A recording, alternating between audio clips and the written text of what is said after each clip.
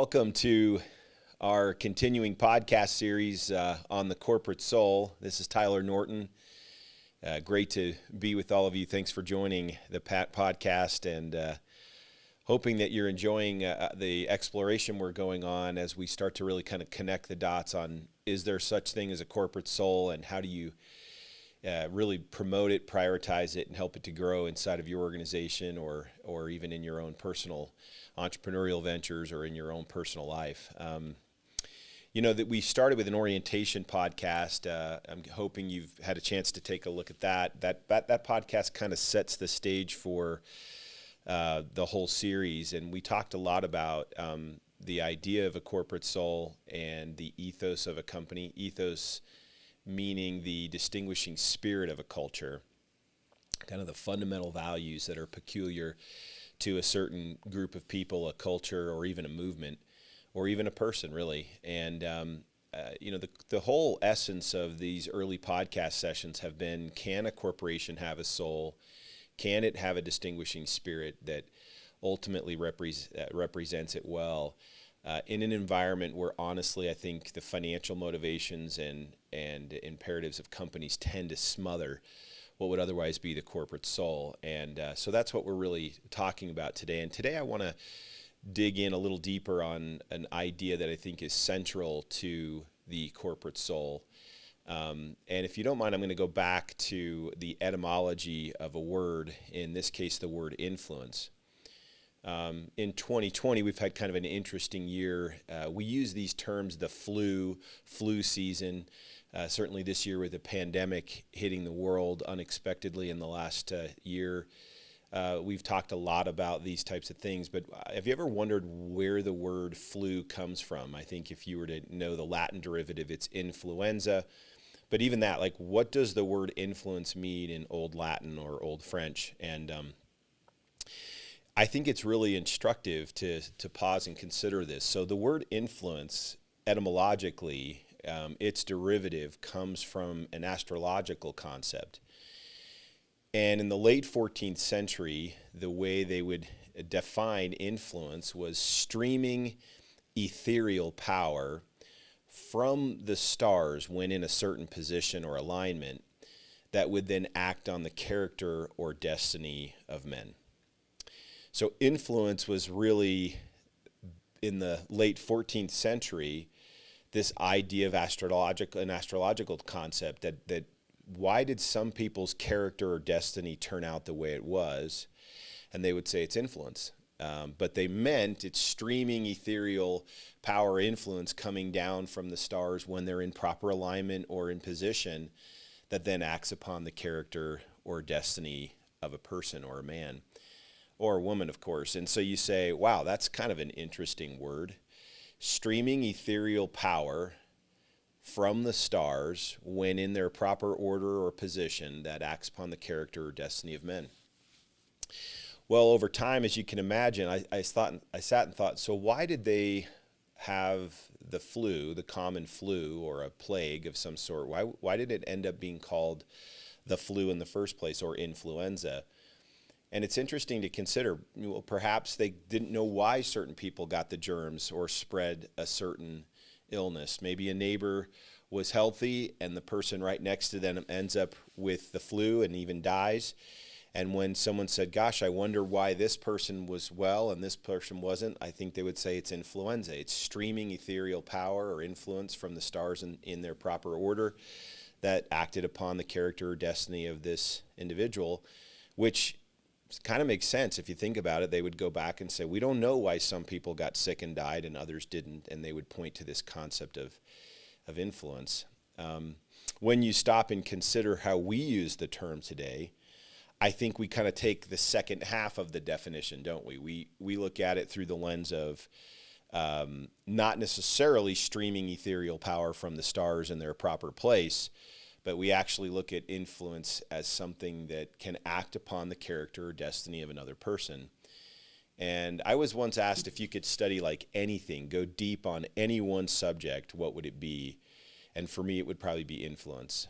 I can't think of a more powerful concept, especially, of course, influence for good, We all know that there's plenty of influence for bad or evil in the world. But I'm really intrigued with where influence is born. How do you increase influence? If you have the ability to act upon the character or destiny of another person, as the etymological definition might suggest, similar to streaming ethereal power from the stars in their proper alignment or position, what if we are the stars now? We are the streaming ethereal power that comes down and acts upon the character or destiny of someone when we're in proper position. That is to suggest when we intersect with or are in orbit of someone else's life. By the way, what does that have to do at all, if at all, with the notion of corporate soul or ethos or the defining spirit of an organization? And I think it has a lot to do with this. And this is kind of what I'd like to talk about today on today's podcast, which is the idea of where does influence come from? How do we create greater influence?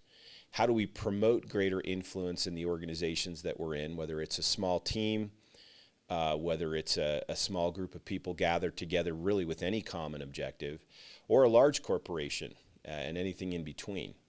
So heralding back to the 14th century definition, streaming ethereal power from the stars when in their proper orbit or place or order, what is it that streams from us that can create greater influence and impact?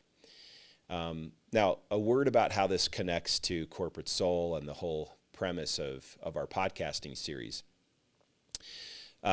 Corporations, while they are bodies, as we've discussed in terms of the word, but the truth is they're really groups of people.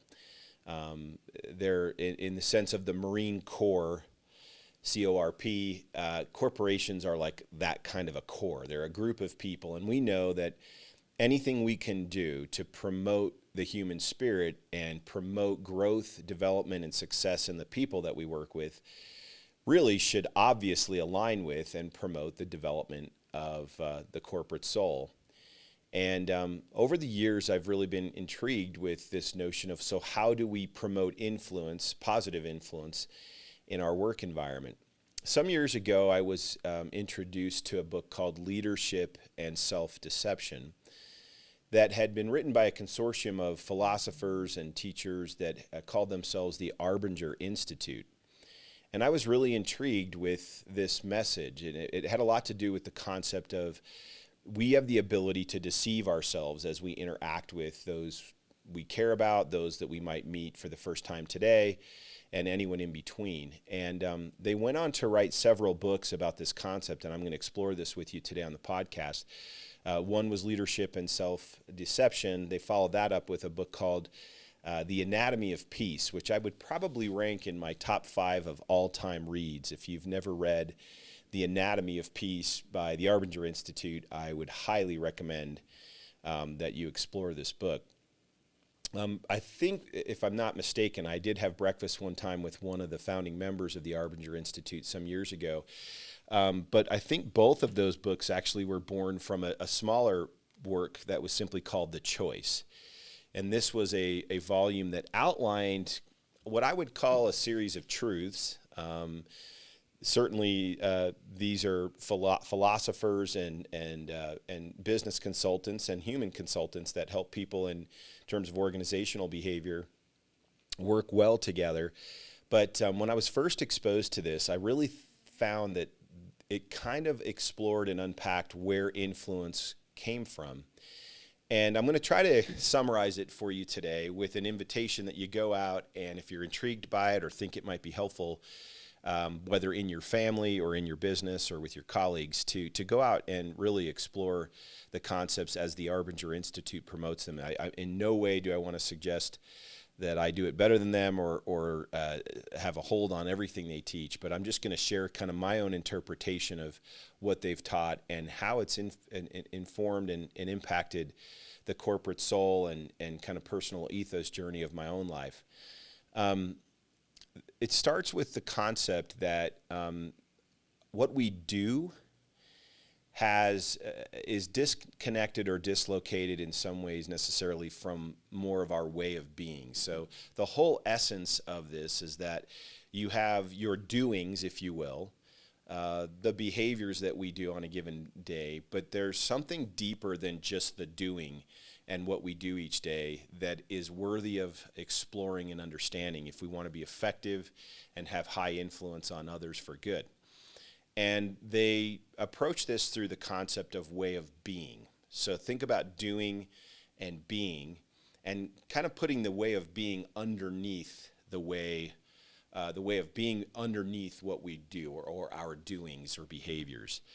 And there's really several different ranges or varieties of doing, right? We can all be doing lots of different things.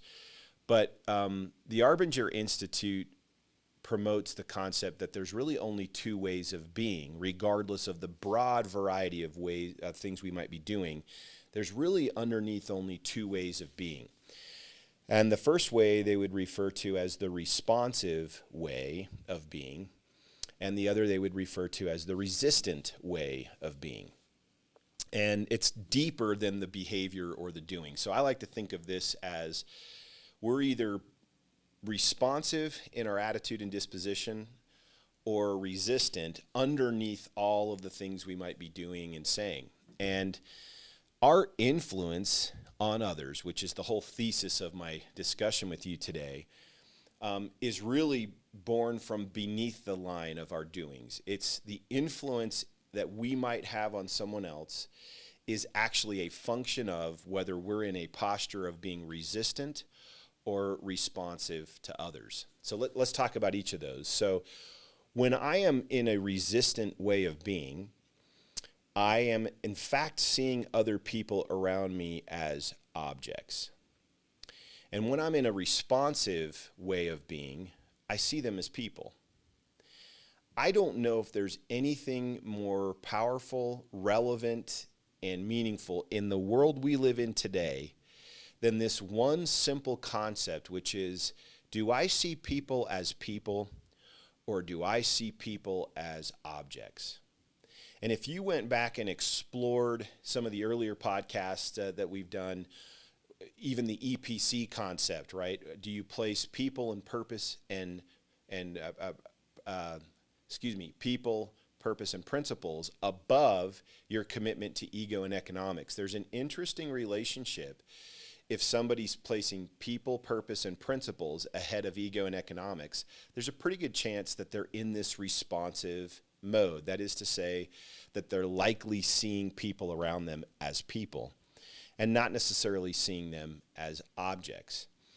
And it's kind of slippery as you start to explore this, but let me kind of see if I can't help you go a little deeper on this as we discuss this. So we all kind of on a given day are interacting with people inside of our organizations and our homes and families.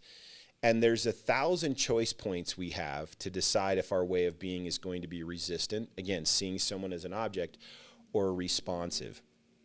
And to reiterate the notion that our influence, right, no longer streaming ethereal power from the stars in their proper place that acts upon the character or destiny of someone else, but actually we become the power source. We can have an impact on those around us, streaming ethereal power now coming from us that acts upon character or destiny in the form of influence. And the Arbinger Institute would argue here in a lot of their writing that influence is determined by whether we stand in a resistant posture, seeing others as objects, or if we're being responsive to the needs of others. The choice points that are around us all the time speak to the fact that we live and interact with people. Going back to my concept that corporations, while they're bodies, right, you could also say so is the Marine Corps. It's a body, right? It's an organization. And so our corporation is nothing more than a group of people, a core of people, if you will. And how we have influence on one another oftentimes is determined by our way of being one with another. That is, do you see the people you work with or for as objects, or do you see them as people? Well, throughout any given day, the concept is that we see and understand the needs of others around us. As a person, right, I know what it's like to be a person. I know what it's like to be stressed. I know what it's like to be behind the ball or working hard on something or having a challenge or a need. And as such, like, I can see you and I can sense, do you have a need right now, something that I can be helpful with? And these moments when we have this sense to see others' needs and then respond to them are these choice points that they talk about that live around us. And they would suggest that our responsiveness to someone else's need, our ability to interpret it, to sense it, see it, feel it, and then respond to it, seeing that person as a person, is really at the deepest sense of right and wrong for us. I mean, this is like moral philosophy at the most fundamental level. And when we choose to betray ourselves and not respond to that need around us of someone else, we begin to see that person not as a person with real hopes and fears and concerns and challenges and a reality, right? We begin to see them as an object. And the second we choose not to respond to their need, and the second we decide, you know what, their need is less important to me, we actually begin to see them as an object. And as such, we really don't think their needs are real. And while this may be a little slippery, I can help you see it with some examples in just a minute. The idea is that if I don't see people that have real lives, real concerns, real needs around me, they start to become almost an obstacle, or in some regards a vehicle to be used for my purposes. And so this idea is, where are we in our relationship to others around us? Do we see them as people, or do we see them as objects in service of our needs and our concerns, which are far more real to us than they are? What's interesting is when we move to a resistant posture on people, we no longer see them as people. What happens is, if we even think of them at all, right, we now see them as almost in our way, or a means to an end that we think is really important. And it may not necessarily match up in any way with their vision, but we may start to see them as objects. Now, what happens in this situation? Well, he uses in the book several times throughout several of their books different examples. One simple example, and I have 6 kids, so I know what this example feels like, is you wake up at 2 a.m. to the sound of one of your children stirring in their crib, the baby. And you say to yourself, I ought to hop up and grab the baby and help out before my spouse wakes up. That's the moment, that's the choice point moment when you sense the need not only of the child, but you're also being aware of your spouse and the fact that there's a lot going on, and maybe I can get to the baby before it might wake her or him, as it may be. And what ends up happening is you have this choice point moment, and let's say I betray it. Let's say that I don't respond to the need of both the baby or my wife. Immediately in that moment, we feel a need to begin to justify ourselves.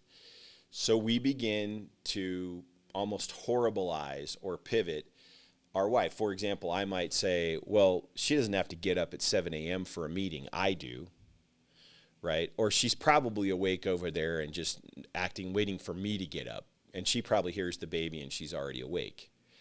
You know, so you can say, or I got up last time, like I was the last one to do this, it's her turn, or vice versa. Now, we all can kind of relate to scenarios like this where we feel or sense the need someone else has for our help.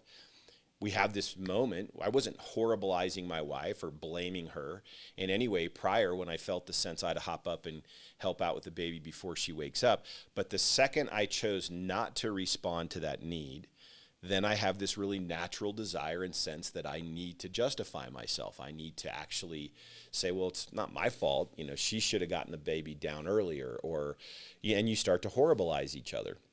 Now, there's an example that was kind of really personal to me. I was at an airport on a Monday morning, and this is many years ago, and the TSA line, the security line, was just really backed up. And a lot of us were agitated because we were just worried we were going to miss our flights. And there was a mom there with 3 kids, and they were taking forever to get through security. And here's this woman holding her baby.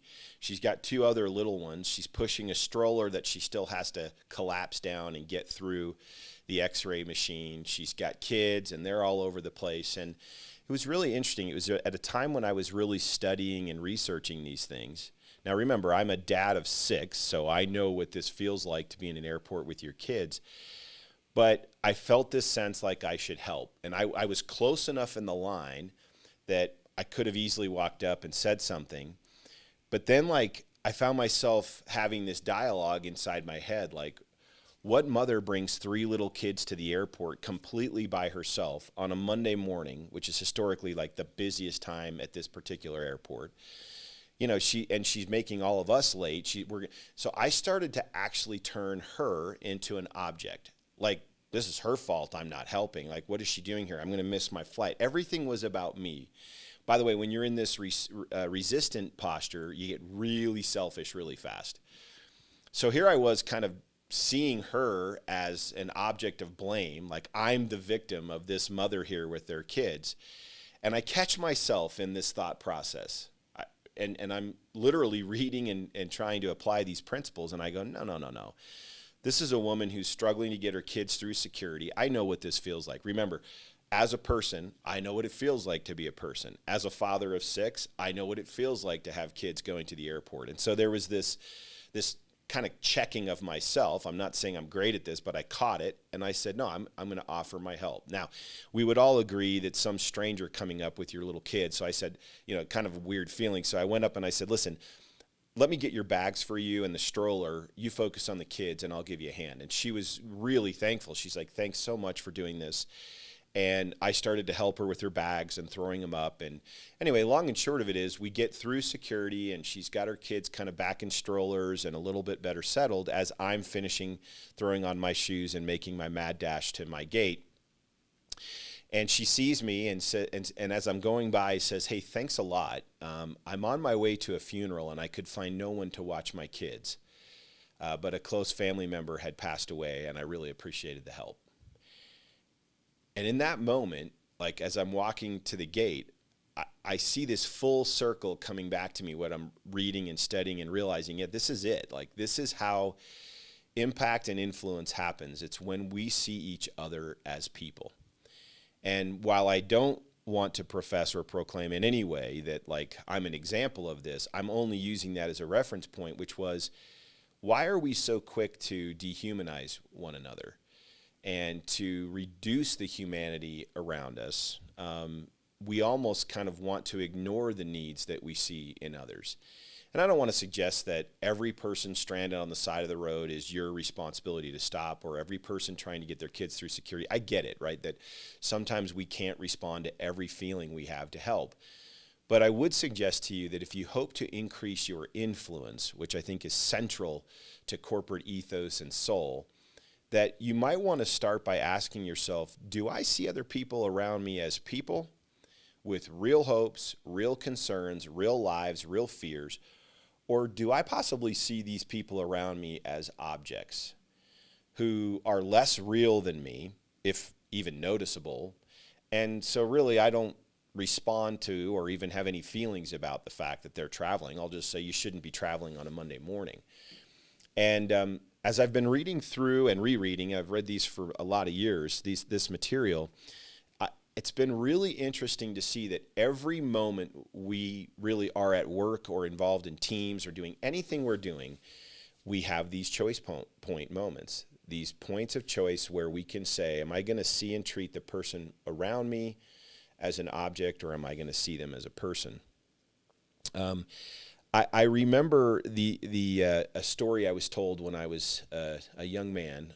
In my church, I had a leader that was a really good influence on me share a story. He was a missionary in a companionship on a mission as a young man with a gentleman who, when he would eat with his mouth open all the time. And it was like he would chew his food, and it was highly audible, and you could even see the food. And he was just telling me how disgusting this was to see this person eat. And he goes, I was there, I ate meals with him every day for several days, and then on like the 4th or 5th day, I dropped my knife and fork, and I looked at this person and I said, you know what, you are an unbelievable slob. Like, I cannot believe, do you not hear yourself eating? Do you not even know that your mouth is wide open? And he just said, I let him have it. I mean, I just could not stand it any further. I was so amazed that someone could do this. And in that moment, he said his companion kind of softly put down his knife and fork and very humbly said, I'm really, really, really sorry. I was born without the ability to breathe through my nose. And so I have to chew with my mouth open so that I can breathe when I eat. And I know how bad it is. It's always been something I've been embarrassed. I should have told you, but I'm really, really sorry. I'll never forget, I was probably 17 years old when this gentleman shared this story with me, and he began to weep and told me, he says, I can never forgive myself for being so rude and so insensitive to this person. I had no longer seen him as a person, right? He was seeing him as an object. And he said, I became really defensive and protective of him once I knew what he was going through. Think about my experience at the airport. Had I known that this mom was heading off to a funeral, didn't have help to watch the kids, doing the best she could, would my sense of desire to help her have increased, been accelerated? Would I have been quicker to move? The answer, I believe, is yes. So what that suggests is we tend to dehumanize people, and we tend to judge quickly. And normally when we betray the sense to help someone, as this Arbinger Institute content suggests, we begin to justify ourselves. And that really means we begin to horribilize them. Well, she shouldn't be here on a Monday morning, and what's she doing bringing 3 kids here? And all of these things, we actually start to take away from them and attack them in a way that makes it look like her behavior, I'm a victim of her. Well, you may say, gosh, why are we talking about this in the sense of corporate soul? I can think of nothing more central to building a successful culture, a successful team, than promoting the kind of humanity that helps us all to be self-aware enough to realize when we start to see someone as an object versus a person. What if I were to tell you that this one of the founding philosophers of the Arbinger Institute is a gentleman by the name of C. Terry Warner?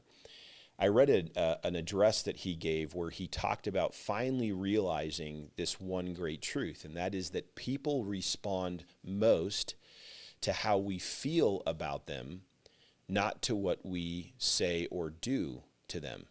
Now, I'm going to say it again.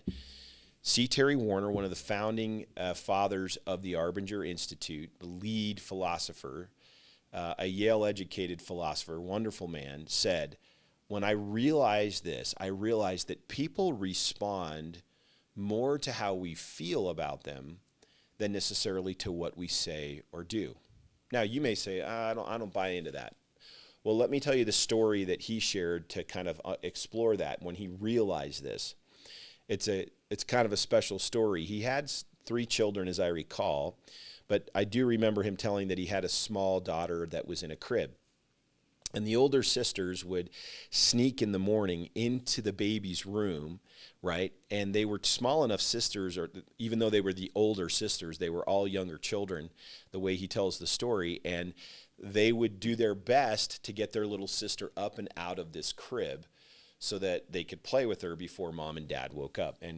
And Dr. Warner tells the story that, he asked his girls, hey, listen, let's let the baby sleep. And when you're ready to go in, if she's awake and we know she's awake, come talk to mom and I, and we'll go in with you and help you get the baby out. So he says it wasn't too long before he saw 2 little shadows of the girls kind of sneaking past his door in the early hours of the morning to get to their baby sister. And so he got up out of bed and was kind of frustrated, but then decided, you know what, I'm just going to watch this interaction. I'm not going to over assert and influence or insert myself. And so he describes watching these 2 older sisters who adored their baby sister, but were not tall enough or big enough to get her up and out of the crib. And so he's watching kind of from an angle as the girls are trying to get the baby up and out of the crib. And the baby is beside herself excited, like shaking the crib and giggling and laughing. And of course, the 2 girls are trying to be quiet and don't want to wake up mom and dad, but they're trying to get the baby up and over the crib. And he says, I'm watching them almost like abuse this little baby. Like one's reaching through the crib and grabbing her feet, and the other's trying to get on top of the crib and get the baby out. And what basically ensues is they all fall to the ground together. He says, I almost thought someone was going to get hurt. And at the end of this, I'm thinking that poor little baby has just been utterly abused. And yet he said, I see all three girls and they're all laughing, even the baby, uncontrollably. And he said to himself, how is it possible that this little baby who's literally almost been thrown from her crib, like pushed and everything else, and then it occurred to him, he says, and this is the moment when I realized it. That baby was responding to the love and the way her sisters felt about her, not to the abuse that they had just done to her and almost flipping her out of the crib. She knew and could sense and feel that they cared about her. Now remember, what's their whole thesis? The whole thesis is there is a level deeper than behavior, a way of being that is responsive, that sees someone as a person, acknowledges them as a real person, real concerns, real hopes, real joys. And that sense of people respond to how you feel about them, not to what you say or do, might be one of the great lost truths of all human interaction and certainly of business interactions. Because what happens is we dehumanize the people around us too quickly. There is no corporate soul to speak of. There is no ethos or defining spirit or fundamental values to a group of people that will have any enduring or durable success that does not take into account how we see and treat other people. In fact, I think the two kind of fundamental elements of the corporate soul are, number one, which I spoke about in the last podcast. Do you place ego and economics in your life, your own achievement and economic outcomes, greater than your commitment to principles? If you said, what is that really saying? It's how you see yourself, how you see and treat yourself in the face of opportunity, etc. And in this particular discussion today, in this podcast, how you see and treat others. So I really believe that the two great fundamental elements of the true corporate soul is how do you see and treat yourself, and how do you see and treat others? And if you can get those things calibrated in a way where you're seeing the people around you as people, not as objects, not as employees to be led or managed the wrong way, but just these are people. They have homes, they have families, they have kids, they have fears and concerns. I can guarantee you, and I'll go deeper into this in some other podcasts, that if you want to increase your influence, go back to the basics of saying, how do I see and treat these people? And do I see them as people? Now, that story that he told led to the summary of that one concept, which is people respond primarily to how we feel about them, not to what we say or do. Now, he says there's a myth that, well, this is really soft, right? You know, if I'm responsive to someone, then I'm being soft to them. And if I'm resistant, it's hard, and that you can't do both. And he goes, actually, you can do any behavior in either way of being. But the amount of influence, remember, that's what we're talking about. The amount of impact we have on the character or destiny of another person may actually be way more determined by how our heart is towards them, how we're seeing them when we administer a compliment. I can give a compliment to my wife, but I can have a resistant way of being at the moment and tell her she looks great and have it have no effect, right? If my heart isn't in the right position towards her. Or I can be seeing her as a person, tell her she looks phenomenal, which she normally does. My wife is amazing. But if I say it with a responsive, seeing her as a person heart, the influence and the impact of that statement or compliment is higher. What about correcting someone, an employee that's underperforming, or a child, right? Again, I'm raising a large family. I know the drill on this. If I allow myself to go to the place where I see them as an object, so I'm in a resistant posture or way of being, and then I make an attempt to correct them or to give them, even to administer some sort of consequence to them, my kids can read it like this. If I'm not approaching them with a soft heart and a heart that says, hey, listen, first off, I love you, I care about you, but we need to talk about this. And so go back to where I started. In the late 14th century, the idea was, what is influence? Well, back then, it was an astrological term that said it's streaming ethereal power from the stars when in their proper position that acts upon the character or destiny of another person. Over the years, it moved away from a reference just to the stars, for example, and moved into this concept of if someone's had a great influence on you for good, they've acted upon your character. They've acted upon your destiny in a very meaningful way. And I think all of us could sit down and make a list of people we would say, this person had a massive influence on my life.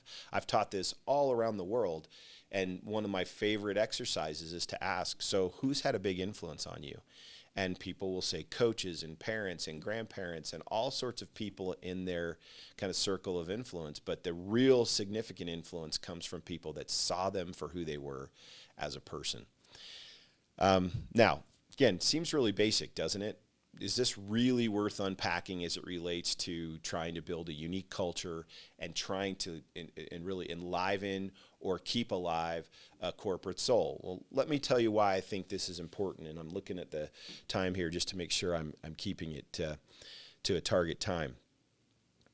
Being responsive to other people suggests that we're aware and have compassion. You know, the word compassion is a compound word where COM at the beginning, the prefix of com, means together or with. Passion, actually, I think the world misinterprets the original meaning of passion, similar to like the passion of Christ, is the last several days of his life that really are his suffering. So the word passion in this sense is suffering. So to have compassion means you're suffering with someone. Compassion plays a role in your influence. That is to suggest that the greater compassion you have for someone else, whether it's a mother with 3 kids scrambling to get through security in a busy moment in an airport, or it's a person that can't breathe through their nose when they're eating and has to breathe through their mouth, and you have a different sense of awareness as to who they are as a person and what they're dealing with. You're seeing them with compassion. And the second you introduce compassion into the approach that you're taking with other people, your influence for good exponentially increases. So let's ask ourselves, what role can influence play in a corporate environment? Does it inspire increased or improved performance? No question. Absolutely no question. Just productivity alone, performance and productivity alone, small incremental increases in productivity across a broad range of players can have a massive return on investment. Now, I'm not trying to reduce this to just an ROI, but I am saying these things may feel soft. They're at the heart of human interaction. And one of the primary reasons I believe corporations that can have a soul, and many who say should have a soul, actually don't. And it's because what ends up trumping, what ends up taking over is the financial imperatives. Give me the number, deliver what you're being asked, don't really care about your home life, I don't care about what's going on with you personally, do your job. Well, when that tone starts to come across, even if we don't say it, remember, people respond primarily to the way we feel about them, not necessarily just to what we say or do. If my wife and I are having a fight, and I give her a kiss on the cheek in the morning and then say, I love you as I'm walking out the door, if that's not coming from a place of a responsive, seeing her as a person with real cares, concerns, hopes, fears, and even frustrations, then my I love you that morning might as well be as hollow as a dead tree. It doesn't really have any value.